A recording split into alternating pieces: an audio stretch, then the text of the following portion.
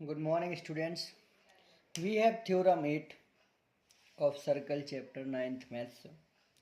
Let AB and D be two chords of a circle. हमें इसमें given है कि ए बी और डी टू कोड्स हैं सर्कल में विथ सेंटर सी, और सर्कल का सेंटर है C. Suppose A B is greater than D. तो ये कह रहे हैं कि जो ए बी कोड है वो डी से बड़ी है, ऐसा मान के चलना है. अगर ऐसा है then the distance from C to chord AB is less than the distance of C from D. तो इस पॉइंट C से जो डिस्टेंस है कोड AB की वो छोटी होगी, less than distance of this code from D. So C E A B C D E. Suppose this is F or this one is G. It means we have to show here. What to show?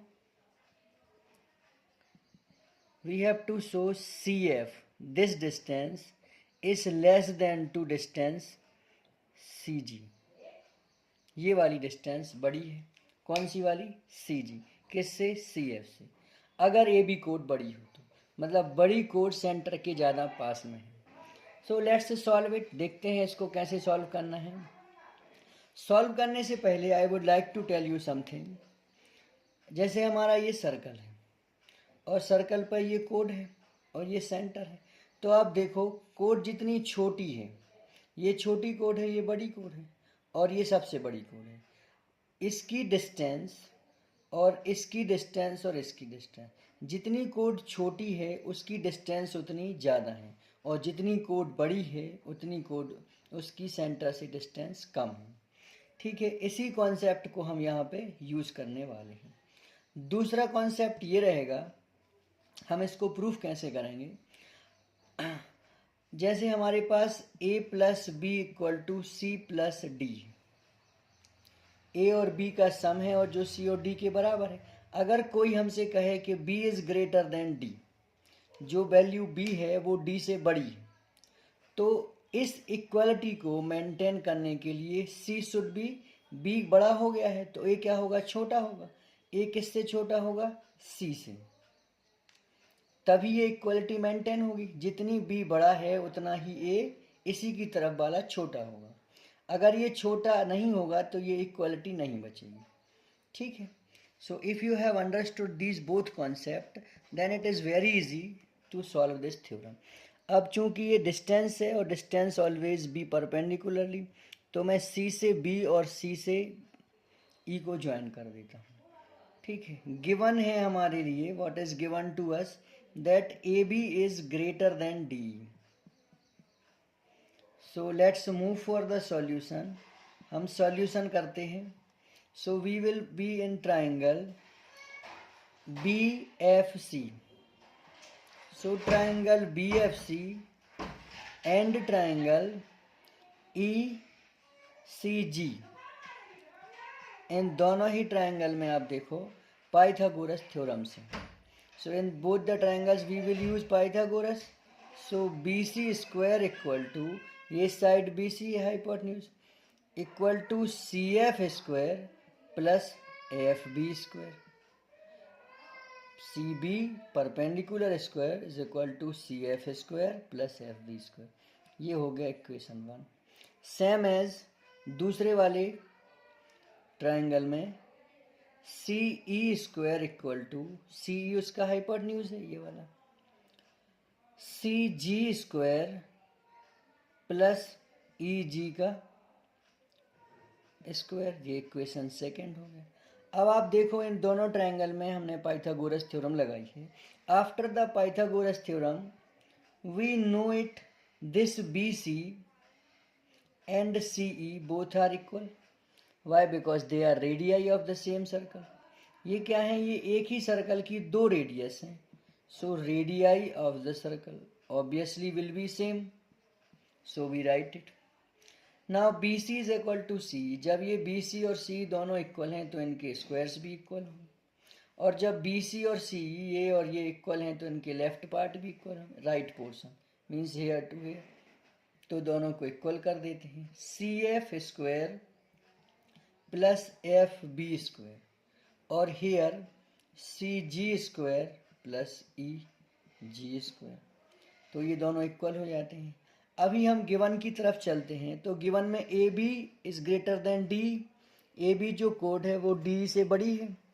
तो here what will be the situation, जो half of AB है वो भी half of D से बड़ी होगी, और जो हाफ ऑफ AB है what is that, that is FB।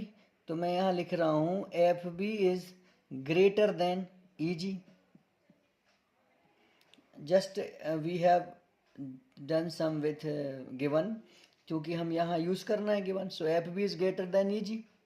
जब ये FB EG से बड़ा है, तो अभी जो मैंने आपको दिखाया था if A plus B is equal to C plus D, तो जब यहाँ पे FB is greater than EG, तो आप गिवन से, so what will be this CF will be smaller than CG, either equality will not be maintain. बस यही तो हमें प्रूफ करना था। So hence proved here. Thank you so much for watching it. Please leave a comment and solve this by your own hand. Take pen and paper and solve this. So we have next theorem 9. Theorem statement is the angle subtended by an arc. कोई एक arc है, arc means A to B piece of circumference। कोई भी arc हो सकती है, छोटी भी हो सकती है, बड़ी भी हो सकती है, माइनर आर्क और major arc. So the angle subtended by an arc at the center. So this arc will make angle at the center end of the circle is double. तो जो एंगल वो सेंटर पे बनाएगी that will be double the angle subtended by the arc at any point on the circle outside the arc। तो arc के outside में कहीं भी जो एंगल बनाएगी वो उस एंगल से this angle will be double. So let's make this angle. So we make angle here at the center. Means this angle is double to the angle made by this same arc at outside the arc. So this angle is outside the arc. This angle is outside the arc.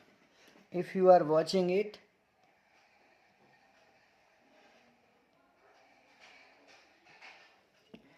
so this is center O, you have to remember, or ABC, I am giving it name C.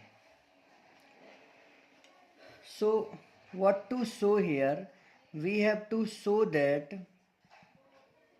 angle AOB,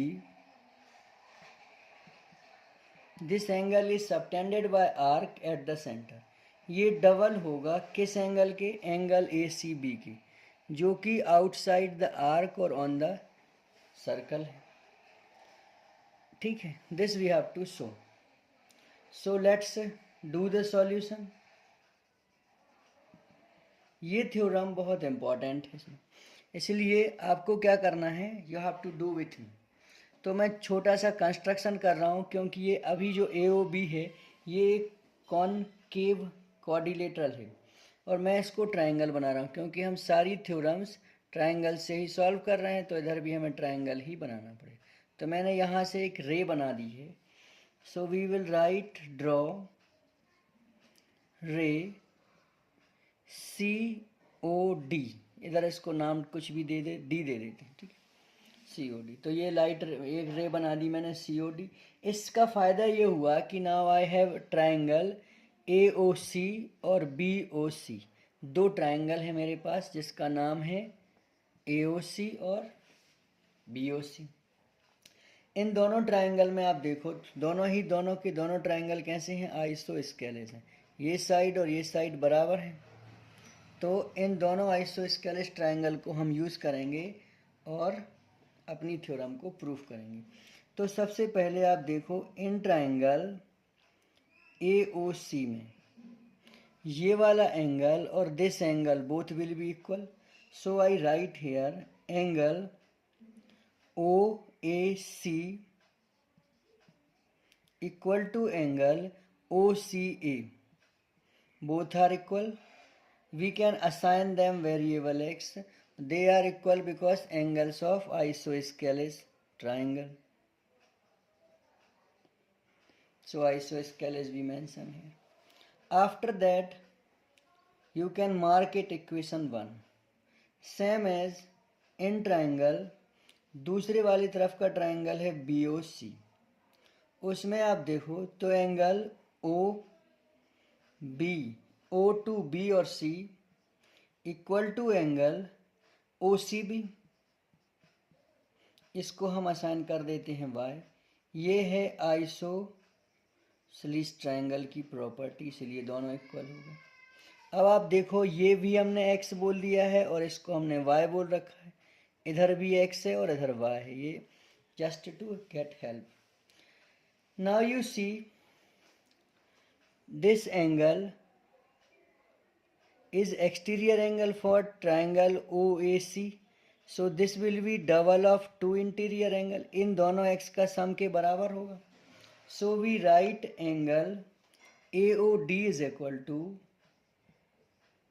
sum of these two interior, that is OAC angle plus angle OCA. तो मैंने लिख दिया OCA. और इन दोनों की जगह पे we can write x plus x, that is angle AOD. Theorem है यहाँ exterior angle theorem. So that's why exterior angle से दोनों का सम कितना है, sum of two interior angle is equal to an exterior angle of the triangle. अब आगे देखो आप, इस तरफ BOD जो एंगल है, that BOD is equal to same sum of OBC plus angle OCB, और we allot them variable y, so y plus y. अब देखो आप AOD और BOD का सम AOB है, जो कि हमें चाहिए AOB. So let's do their sum and finish this theorem here. So we do left part and right part sum. तो जब हम यहाँ AOB और BOD का सम करते हैं तो angle AOD plus angle BOD equal to x plus X, I write 2x, और y प्लस y को हम लिख दे रहे हैं 2y.